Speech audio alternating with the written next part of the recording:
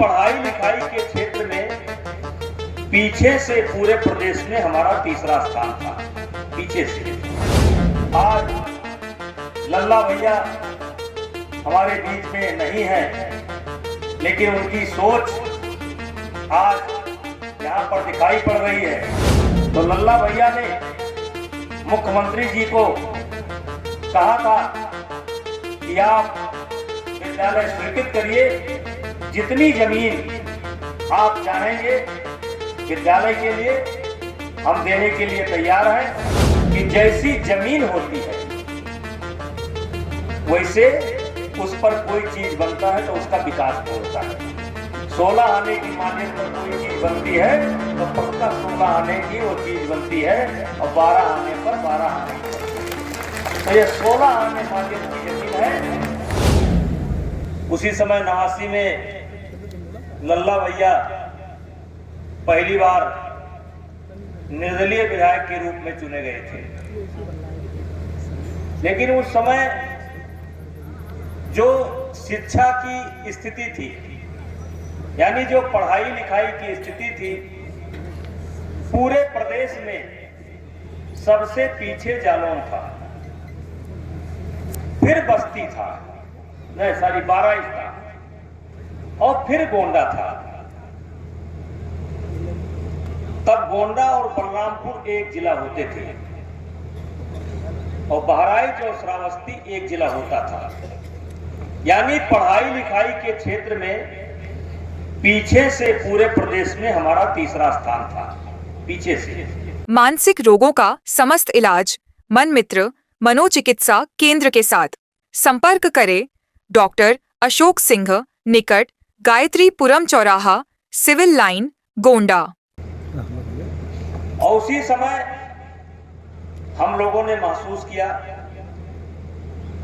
कि शिक्षा मनुष्य के लिए बहुत जरूरी है।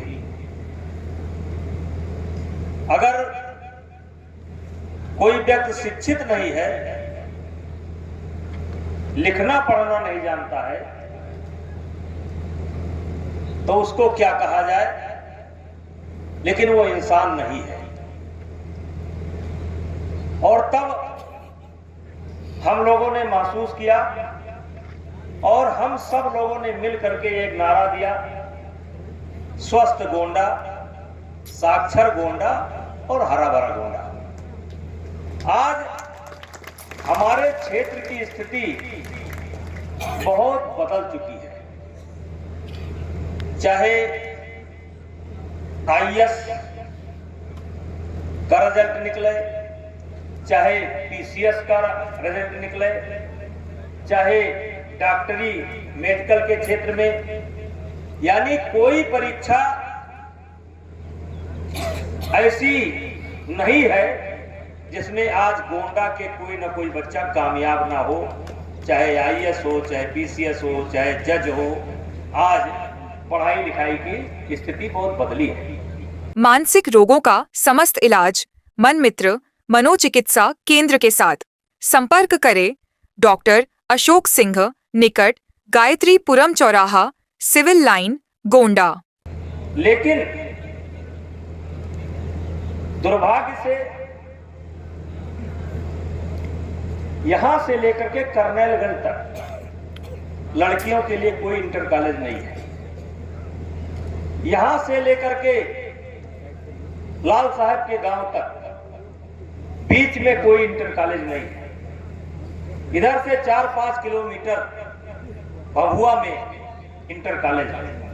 एक बहुत बड़ा एरिया है जहां पर कोई इंटर कॉलेज नहीं है। तो लड़कों को तो हम कर्नैलगंज भेज देते हैं, गोंडा भी चले जाते हैं, भभुआ भी चले जाएंगे, लेकिन लड़कियों को हम चाहते हैं कि एक तरीके से वो हमारे आंख के सामने रहे। आंख के सामने यही कि जहां पर भी वो जाएं, हमारी निगाह वहां तक पहुंचती रहे। तो ये विद्यालय जिसके लिए 16 आना मालियत की जमीन।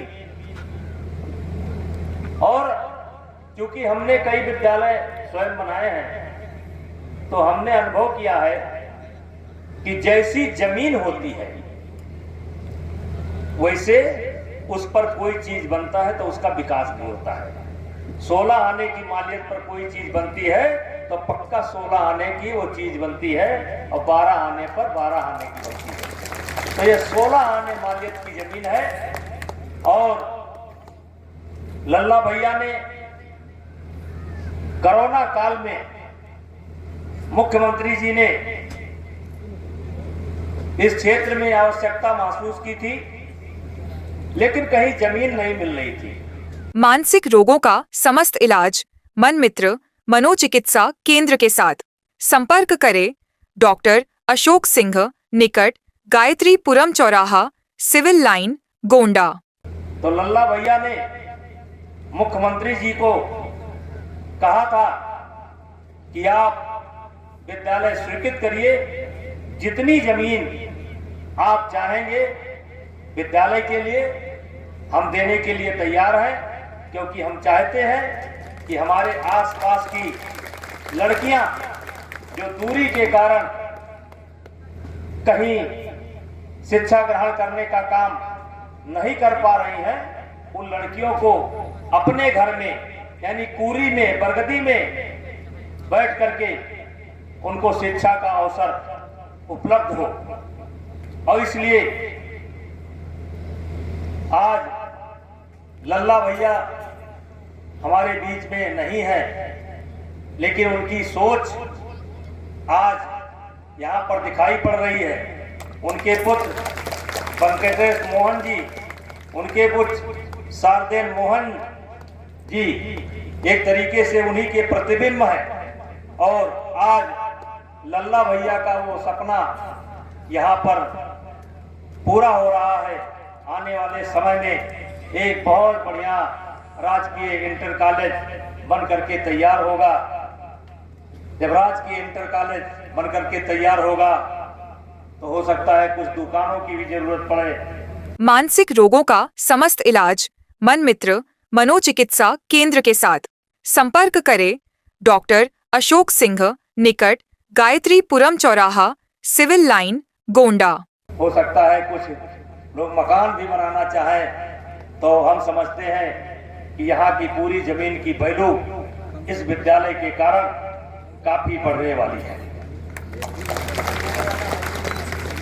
हाँ, और सबसे बढ़िया कितना सुंदर कि जो नया हाईवे, क्योंकि इस रेलवे क्रॉसिंग को अवॉइड करना है, क्योंकि दो रेलवे क्रॉसिंग आ जाती है और ट्रेनें अब बहुत हो गई।